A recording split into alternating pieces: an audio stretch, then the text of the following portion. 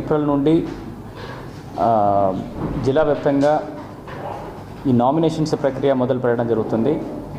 18th ఏప్రిల్లో మనం notifications elections కావాల్సిన నోటిఫికేషన్స్ కూడా ప్రకటన చేయడం జరుగుతుంది. ఈ నామినేషన్స్ ప్రక్రియ 18 ఏప్రిల్ నుండి 25 ఏప్రిల్ వరకు జరుగుతుంది.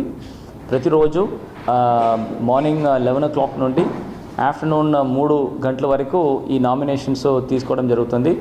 ఈ 11 o'clock ముందు కానీ ఆ 3 గంటలకు తర్వాత కానీ ఎట్లాంటి నామినేషన్స్ తీసుకోవడం కుదరదు. దానివల్ల అభ్యర్థులందరూ కూడా ఈ టైంకి ముందు వచ్చేసి ఈ టైం లోపల్లో మీ నామినేషన్స్ జమ చేయవలసింది.